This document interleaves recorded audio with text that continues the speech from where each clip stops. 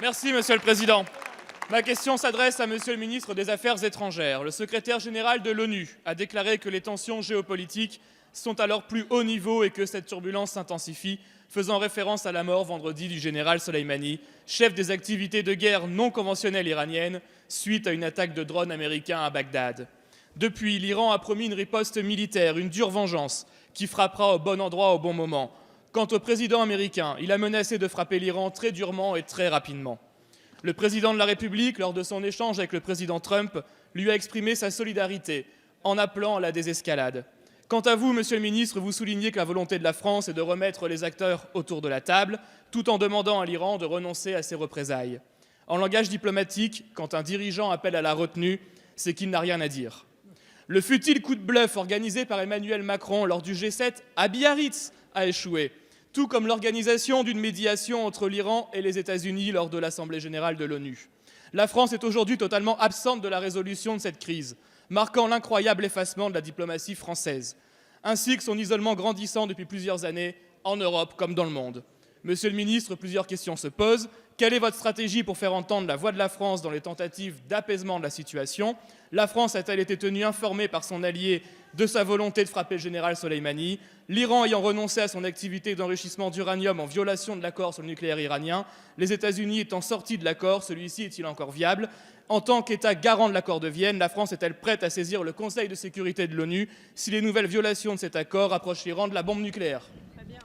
Merci, monsieur le député. La parole est à monsieur Jean-Baptiste Lemoyne, secrétaire d'État auprès du ministre de l'Europe et des Affaires étrangères. Merci beaucoup, monsieur le président, mesdames et messieurs les députés, monsieur le député Dumont. L'accord de 2015, il est crucial, il est impératif pour éviter que l'Iran ne se dote de la bombe nucléaire. Et cet accord, nous devons tout faire pour qu'il puisse continuer à être respecté, pour qu'il puisse à nouveau être pleinement respecté, ce qui n'est plus le cas aujourd'hui. Et nous attendons de voir un certain nombre de constatations que conduit l'AIEA, puisque c'est l'AIEA qui a des inspecteurs sur place. Ces inspecteurs sont toujours là, ils sont toujours à l'œuvre, au travail. Et si d'aventure, l'AIEA mentionnait les manquements, qu'ils étaient identifiés formellement, alors nous devrons vraisemblablement activer le mécanisme de règlement des différends qui est compris dans cet accord. Et encore une fois, cet accord, il montre une chose, c'est que tout le temps qu'il a été pleinement appliqué, eh bien, il était une garantie face à une prolifération que nous ne voulions pas. Et cela montre aussi une chose, c'est que la réponse aux défis globaux, il n'est pas dans l'unilatéralisme, il est dans le multilatéralisme. Et c'est pourquoi la France est engagée avec l'Allemagne, notamment, pour promouvoir cette alliance pour le multilatéralisme et faire en sorte que ce soit à travers la coopération internationale que nous arrivions à apporter des réponses, tout simplement à travers le droit et pas à travers le droit du plus fort. Je vous remercie. Attendez, monsieur le député, allez-y. Vous n'avez pas répondu, Monsieur le ministre, à la question de savoir si les États-Unis avaient prévenu la France. Alors ma question est simple, à quoi cela sert-il que le président Macron aille se faire épousseter les pellicules dans le bureau ovale?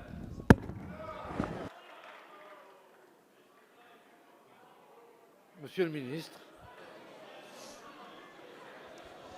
Merci, monsieur le président. Je crois que la situation est suffisamment grave pour qu'on ne s'essaye pas à de l'humour qui me paraît un peu mal placé.